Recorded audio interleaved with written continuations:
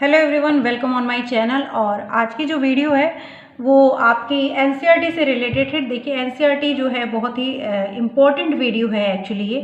तो important video इसलिए है क्योंकि आप सीटेट की तैयारी कर रहे हैं या सुपर टेट की तैयारी कर रहे हैं, दोनों ही के लिए आपको एनसीईआरटी पढ़ना है, या केवीएस की भी तैयारी कर रहे हैं तो भी आपको पढ़ना ज़रूरी है। और ये एक ऐसा चैप्टर है जो जहाँ से क्वेश्चंस बिना बने तो आपका पेपर ही नहीं बनता है। तो ये यहाँ से फ्रेंड एंड फो यानी मित्र एवं शत्रु एक ऐसा टॉपिक है, एक ऐसा चैप्टर है जहाँ से प्रश्न बनना तय है।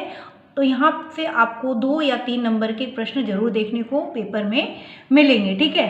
तो इम्पॉर्टेंट चीज़ों को हम देखेंगे क्योंकि एनसीईआरटी में आप पूरी चैप्टर को पढ़ने चलेंगे तो शायद उतना अच्छा ना हो, तो मैं एक्सप्लेन कर दूंगी जहाँ पे ज़रूरत नहीं होगी। पहली बार आए हैं तो चैनल को सब्सक्राइब कर लीजिएगा अगर ऐसी वीडियोस में आपको इंटरेस्ट हो तो, ठीक है। तो प्रीवियस ईयर पेपर भी मैं आपके साथ शेयर कर दूंगी और मैं दिखाऊंगी उसमें कि जो क्वेश्चंस पूछे गए हैं वो यहाँ से कितने ज़्यादा पूछे गए हैं, ठीक है। तो ये माइक्रो ऑर्गेनिज्म क्या होते हैं और वो हमारे लिए किस तरीके से मित्र भी हैं और शत्रु भी हैं, क्या क्या मतलब उनका हमारे जीवन पे एक हानिकारक प्रभाव और अच्छा प्रभाव क्या है, वो दोनों के ही बारे में हम लोग बात करने वाले हैं। तो हम बहुत सेवरल काइंड्स ऑफ बहुत सारे प्लांट्स और एनिमल्स को देखते हैं। There are other living organism around us which we normally can not see, लेकिन कुछ ऐसे ऑर्गेनिज्म भी होते हैं, लिविंग ऑर्गेनिज्म, जिनको हमारी आंखें जो है वो देख नहीं पाती हैं, ठीक है। बहुत सारे ऐसे लिविंग ऑर्गेनिज्म हैं जिनको हम देख नहीं सकते हैं। ऐसे ही लिविंग ऑर्गेनिज्म को क्या कहते हैं? Micro organism. माइक्रो का मतलब होता है छोटा, ऑर्गेनिज्म मतलब लिविंग, ठीक है। प्राणी, ऑर्गेनिज्म मतलब प्राणी कह सकते हैं, और माइक्रोब्स भी कहते हैं इसको, यानी बहुत छोटे जिनको हम अपनी खुली आंखों से नहीं देख पाते, वो क्या कहलाते हैं? माइक्रो ऑर्गेनिज्म या माइक्रो। फॉर एग्जाम्पल के लिए अगर एग्जाम्पल की बात करें जो रेनी सीजन में क्या करते हैं, मॉइस्ट ब्रेड, जो हल्की सी गीली जो ब्रेड हो जाती है, गेट स्पॉइल्ड, महकने लगती है, and its surface get covered with greyish white. अगर हम देखिए रोटी भी रख देना तो जब थोड़ा सा उसमें मॉइस्चर आ जाता है तो उसके बाद उस पर ग्रेइश स्पॉट पैचेस बनने लगते हैं। तो वो पैचेस क्या है? Observe these patches through a magnifying glass. अगर उन पैचेस को हम मैग्नीफाइंग ग्लास से देखेंगे तो हम देख सकते हैं, you will see tiny black rounded structures. तो हमको पता चलता है कि वहाँ पे क्या है? टीनी छोटे छोटे राउंडेड स्ट्रक्चर है। Do you know what these structures are and where do these come from? तो ये है एक माइक्रो ऑर्गेनिज्म जो हमें दिखाई दे रहे हैं, ठीक है।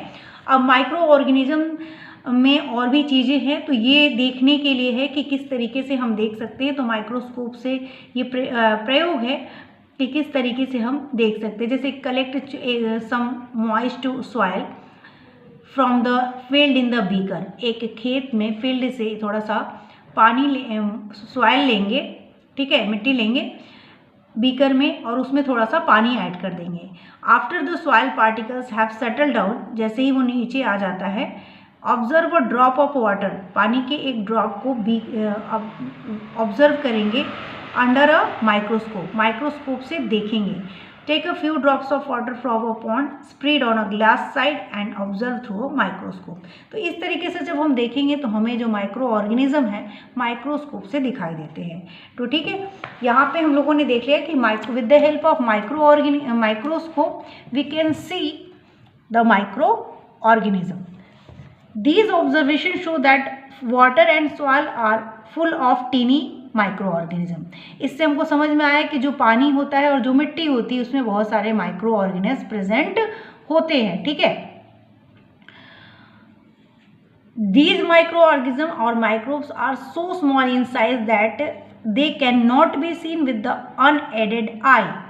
मतलब हम खुली आंखों से अपने नहीं देख सकते हैं। Some of this such as fungus that grow on bread can be seen with a magnifying glass. Bread पे जो फंगस ग्रो करता है उसको हम मैग्नीफाइंग ग्लास से देख सकते हैं। Other can not be seen without the help of microscope, लेकिन और किसी माइक्रो ऑर्गेनिज्म को हम बिना माइक्रोस्कोप के नहीं देख पाते हैं, ठीक है। That is why these are called microorganism या माइक्रोब्स। माइक्रोस्कोप से देखे जाने के कारण इनको माइक्रो ऑर्गेनिज्म या माइक्रोब्स कहते हैं। ठीक है, आई होप कि ये क्लियर हो रहा होगा। और अगर देखो मैं तो वीडियोस में आप लोग को क्लियर दिख रहा है या नहीं, तो मैं थोड़ा सेट कर लूँ और अच्छे से दिखे ताकि। अब हम लोग पढ़ेंगे एक माइक्रो ऑर्गेनिज्म आपका आता है क्या, वायरस, जो कि बहुत ही इंपॉर्टेंट है। तो वायरस के बारे में पढ़ेंगे, वायरस क्या होते हैं, इनका स्ट्रक्चर कैसा होता है, क्योंकि यहाँ वायरस बहुत इंपॉर्टेंट टॉपिक है और ये एक माइक्रो ऑर्गेनिज्म है। तो viruses are most microscopic, viruses are also microscopic but are different from other microorganism. सबसे पहले लाइन ही में ही बहुत बड़ी बात कह दी गई है कि जो वायरस होते हैं वो भी माइक्रोस्कोपिक होते हैं, लेकिन अदर जो माइक्रो ऑर्गेनिज्म हैं उनसे डिफरेंट होते हैं। अब कैसे डिफरेंट होते हैं ये तो आगे पढ़ेंगे। तो they however reproduce only inside the cell of the host organism which may be a bacterium, plant और एनिमल। ठीक है, ये केवल रिप्रोड्यूस तब करते हैं, ये वायरस जो होते हैं ये केवल रिप्रोड्यूस अपने जैसे बेबी को तब प्रोड्यूस करते हैं जब ये किसी inside the cell of host organism के अंदर होते हैं। जैसे कि जो कि हो सकता है क्या, एक बैक्टीरिया हो सकता है, एक प्लांट हो सकता है या एक एनिमल हो सकता है। ठीक है, some of the viruses are shown in figure, अभी फिगर दिखाऊंगी मैं। Common ailments like cold, influenza and most cough are caused by virus. तो वायरस के कारण होने वाले ये जो डिजीज़ है, कॉमन कोल्ड हो गया, इन्फ्लुएंजा यानी फ्लू हो गया और कफ, ये सारे किसके कारण होते हैं, वायरस के कारण। और भी पूरी लिस्ट है जिससे आपको प्रश्न पूछे जाते हैं, जैसे लिस्ट दे दिया जाएगी और उसमें से पूछ लिया जाएगा कि ये किसके कारण होता है, वायरस के कारण, बैक्टीरिया के कारण या फंजाई के कारण। तो इस तरीके से क्वेश्चंस आते हैं, तो आपको वो लिस्ट पता होनी चाहिए, आगे मैं आपको वो दिखाऊंगी। ठीक है, क्वेश्चन देखिए बनेगा इसी में से, ये कहीं और से एक्स्ट्रा अगर कोई उसे पूछ लिया जाएगा ऐसा नहीं है। तो इसी बुक से जितने भी नाम एग्जाम्पल दिए गए हैं यहीं से पूछा जाएगा। और आप हल्के में पढ़ेंगे तो बीच में से कोई चीज़ छूट जाएगी तो वहाँ से क्वेश्चन पूछ लिया गया, फिर आपको क्वेश्चन नहीं आएगा। इसलिए मैं कह रही हूँ कि लाइन बाय लाइन में जो चीज़ें इंपॉर्टेंट है उनको पढ़िए, ताकि अगर कोई चीज़ पढ़ना है तो पूरा ही पढ़े, नहीं पढ़ना है तो नहीं पढ़े। तो diseases like dysentery and malaria, यहाँ से serious disease like polio and chickenpox are also caused by virus. ये भी वायरस के कारण ही होते हैं। जो पोलियो होता है, जो चिकन पॉक्स होता है, वो भी किसके कारण होते हैं, वायरस के कारण ही होते हैं। और ये पूछ लिया जाएगा तो आपको ये पता होना चाहिए। ठीक है, डिजीजेज लाइक, अब यहाँ पे क्या होता है ना कि जब हम पढ़े रहते हैं, जब अच्छे से नहीं पढ़े रहेंगे तो आप इस वीडियो को 2-3 बार अगर देख लेते हो तो ये चैप्टर आपको पूरा तैयार हो जाएगा। और कुछ लोग क्या करते हैं, एक बार रीडिंग मारे, अगर वहाँ पे अब जब पेपर में आ गया तो याद कर रहे हैं कि शायद यही था, शायद यही था, वो कंफर्म नहीं होते हैं। तो आप एनसीईआरटी को अगर किसी की भी वीडियो अच्छी लगती है एनसीईआरटी की लाइन बाय लाइन वाली, तो उस वीडियो को ज़रूर देखिए और बार बार देखिए, रिवीजन भी करिए, कहने का मतलब। ठीक है, disease like dysentery and malaria are caused by protozoa. Protozoans whereas typhoid and tuberculosis are bacterial diseases. ये डिजीज, अब यहाँ तक वायरस का था, लेकिन इसके आगे क्या है, disease like dysentery and malaria are caused by protozoa. ये वायरस के कारण नहीं होता, ये किसके कारण होता है, प्रोटोजोआ के कारण होता है। और प्रोटोजोन्स वेयर एज, जबकि टाइफाइड, और तो अलग अलग डिजीज अलग अलग रीजन से, कारण से होते हैं। और ये पेन का टिक लग जा रहा है, इससे अच्छा मैं यही निकाल लूँ जिससे टिक ही ना लगे। तो आपके जो ये हो गए डिसेंट्री मलेरिया किसके कारण होता है, प्रोटोजोआ के कारण, जबकि टाइफाइड और ट्यूबरकुलोसिस किसके कारण होता है, बैक्टीरिया के कारण। तो इस तरीके से ये ना कंफ्यूज करने के लिए क्वेश्चन देते हैं और पूछते हैं, सारे डिजीज के नाम दे देंगे, मान लीजिए यहाँ से 2 दे दिया, यहाँ से 2 दिया, यहाँ से 2 दिया, अब पूछ दिया किसी की बैक्टीरिया से होने वाला डिजीज कौन सा है, तो तीनों जब तक आपको पता नहीं होगा वो आप आंसर नहीं कर पाएंगे। यू हैव लर्नड अबाउट सब, ये तो चीज़ें हमने पढ़ ली, आगे देखेंगे कि क्या है। ये क्लास 8th का मैं पढ़ा रही हूँ और 8th 7 6 ऐसे करके हम लोग जाएंगे।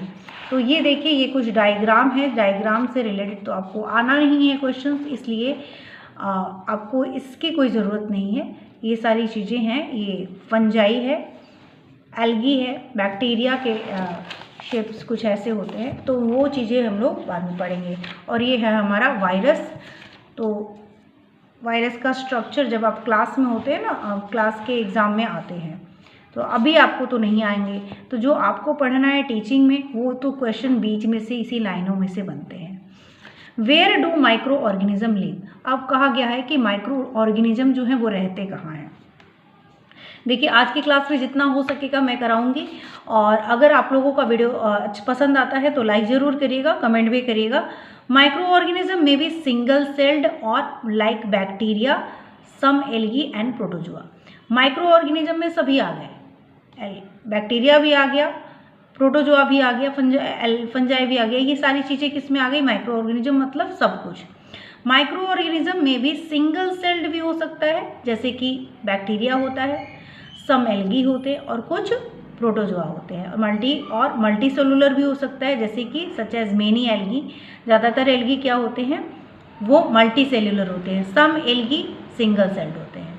तो सिंगल सेल्ड भी हो सकते हैं, मल्टी सेलुलर भी हो सकते हैं माइक्रो ऑर्गेनिज्म।